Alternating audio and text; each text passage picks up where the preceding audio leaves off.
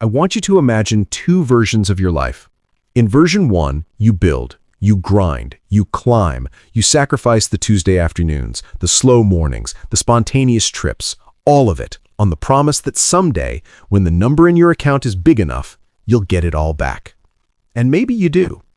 At 65, you retire with more money than you ever imagined. You're comfortable, you're secure. You are also, statistically speaking, 65. In version 2, you optimize differently. You live lean, you save aggressively, and at 43 you walk out of an office building for the last time, with enough invested to never need a paycheck again. You have your health, you have your time, you have $900,000 and roughly 40 years of expenses ahead of you, and every single financial shock between now and the end of your life is your problem alone to absorb. Now here's the thing. The internet will tell you one of these is clearly better. The FIRE subreddit will act like working past 45 is a personal failure. Your financial advisor will act like retiring before 60 is borderline irresponsible. They both have blind spots, big ones. I'm Maddie, and today we're separating financial reality from internet fantasy. Let's dig in. The case for retiring rich and why it's stronger than people admit. Let me steel man retiring rich, because honestly, it gets a bad rap from younger people online who have convinced themselves that working a full career means you've been played by the system. Here's what the retire rich crowd actually gets right. Number 1, you benefit more from compound growth. The thing most people don't viscerally understand is this. The last decade of your working life, if you've been investing consistently, is doing an insane amount of heavy lifting. Let's say you've got $500,000 invested at 50. You work 15 more years to 65. You don't even add another dollar. At a 7% annual average return, that $500,000 turns into just under $1.4 million. Now, imagine you're still contributing during those years. The number gets absurd, in a good way. The person who retires at 45 with $800,000 doesn't get those extra 20 years of compounding on a growing base. The late career working years aren't just adding income, they're turbocharging your portfolio at the exact moment it's largest. Number 2, stronger safety net for health costs. Nobody talks about this enough. If you retire before 65, you are not eligible for Medicare, period. You've got to buy private health insurance on the marketplace, and we're talking potentially $600, $800, $1,200 a month per person depending on your age, location, and plan. Got a pre-existing condition, a family, a body that does anything interesting medically? Budget accordingly. The traditional retiree gets Medicare. Not perfect, not free, but substantially cheaper and more comprehensive than private market options. Many early retirees underestimate both the cost and the psychological stress of navigating healthcare without an employer plan. 3, lower risk of running out of money. A larger portfolio at retirement is not just a vanity metric. It is genuine insurance against one of the devastating outcomes a human being can face.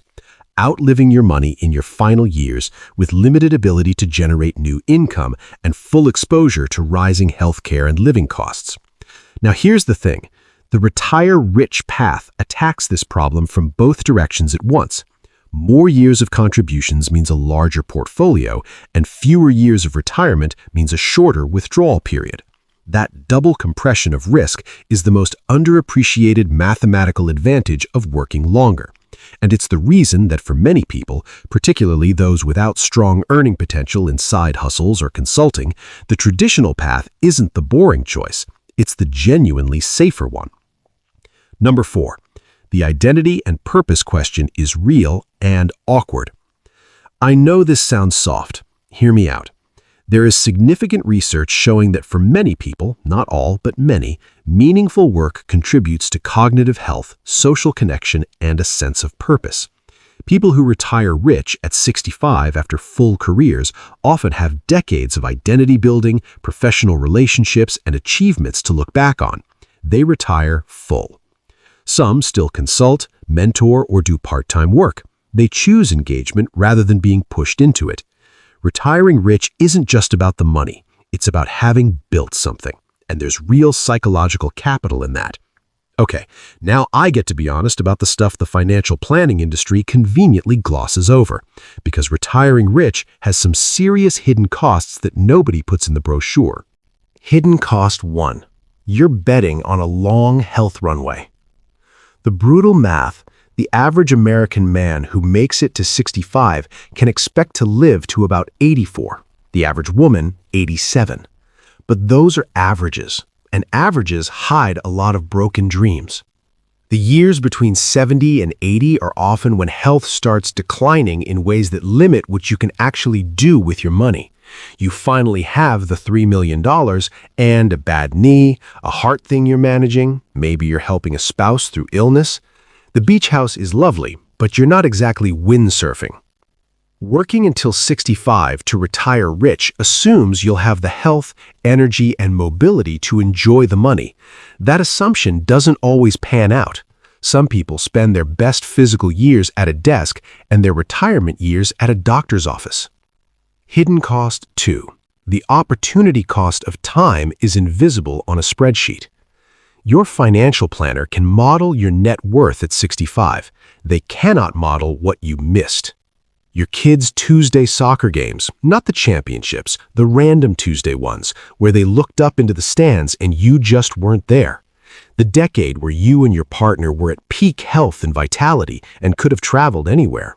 The passion project that died at the idea phase because you just didn't have the bandwidth. Time is the one resource you cannot buy back. The retire rich strategy explicitly trades the best years of your physical life for financial security at the end. That's a legitimate choice, but you need to be clear-eyed that you're making it. Hidden cost 3. Lifestyle creep will eat your retirement. Here's something nobody wants to say out loud. A lot of high earners who plan to retire rich are also high spenders. They've inflated their lifestyle so aggressively throughout their careers that $3 million isn't actually enough to maintain it indefinitely. Suddenly, $120,000 a year from a portfolio feels tight when your current spending is $180,000.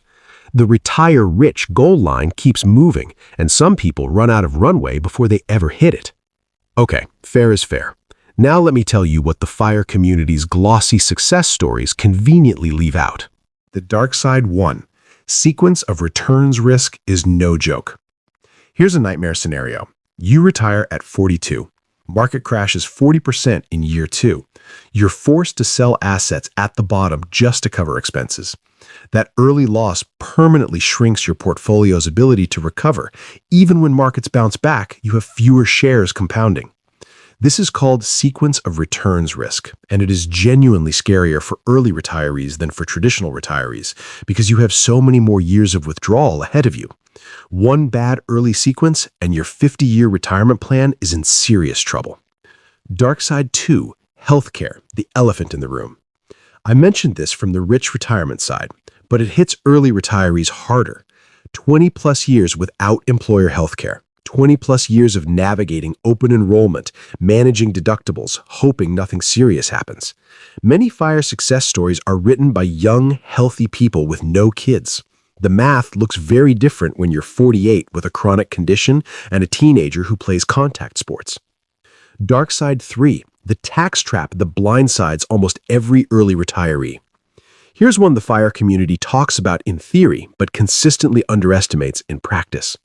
The majority of most disciplined investors' wealth is locked inside tax-advantaged accounts, 401ks, traditional IRAs, that you legally cannot touch without a 10% penalty until you're 59 and a half.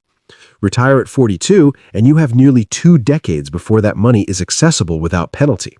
Yes, there are workarounds, Roth conversion ladders, Rule 72T SEP distributions.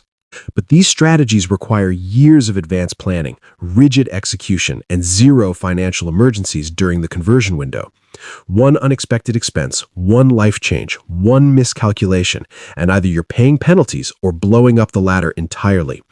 The people who execute this flawlessly are disciplined, financially sophisticated, and frankly, rare. The people who retire early thinking they've planned for this and discover mid-execution that they haven't, that is a genuinely catastrophic situation with very limited recovery options. Dark side 4, what nobody warns you about. the real human cost. This is where I'm going to go somewhere most financial content won't, because it's not just about feeling bored in retirement. The real risks are heavier than that. Relationship and marriage strain. Studies consistently show that retirement, especially early unplanned retirement, is one of the highest stress transitions a couple can go through.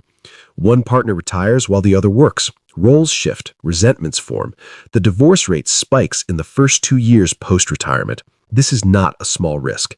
The financial cost of a divorce in your 40s can be more destructive to your retirement plan than a market crash. Social isolation outside the fire bubble. Most people's social world is built around work, colleagues, shared purpose, daily human contact. Early retirees often discover that their friends are still working, still grinding, still inside a world that no longer includes them. The FIRE community online is warm and supportive, but it is not a replacement for the texture of real social life. Loneliness among early retirees is a documented problem, and chronic loneliness, research shows, carries health risks comparable to smoking 15 cigarettes a day. These aren't edge cases, they're patterns, and you should plan for them with the same rigor you plan for sequence of returns risk. Here's where I'm going to do something financial YouTube doesn't do enough. Give you the uncomfortable truth instead of a clean, shareable conclusion. There isn't a universally correct choice, but there are wrong ways to approach the decision. The wrong way is to let the algorithm decide for you. If you're only considering retiring early because you stumbled into the FIRE subreddit and it looked cool, that's not a financial strategy, that's vibes. Similarly, if you're only planning to work until 65 because that's what your parents did and you've never questioned it, that's not a choice, that's autopilot. Some people are genuinely energized by their work and would be bored and purposeless without it. Pushing for early retirement would make them miserable. Others are in careers that are grinding them down, stealing their health, keeping them from things they deeply value. Every year they work past financial independence is a year they'll look back on with regret. The synthesis that actually works for most people? Pursue financial independence aggressively. Savings rate matters, investment discipline matters, avoiding lifestyle inflation matters, because FI gives you options regardless of which path you ultimately choose. Maybe you hit your FI number at 48 and decide to keep working because you love what you do. Amazing! Now you're choosing it, not trapped in it. Maybe you hit it at 48 and walk out the door. Also great, but you can't make that choice from a position of financial dependency. The goal isn't to retire early or retire rich. The goal is to build enough financial freedom that retirement becomes a decision you make consciously on your own timeline, rather than something that happens to you when your body or your company decides you're done. Neither path is wrong, neither path is obviously superior, and anyone telling you otherwise is either selling something or hasn't thought about it long enough. But the real risk isn't retiring too early or too late. It's waking up one day and realizing you never chose at all. If this video helped you, give it a like and drop a comment below. Tell me which camp you're in, Team Retire Rich or Team Retire Early, and what your approach looks like moving forward. See you in the next one.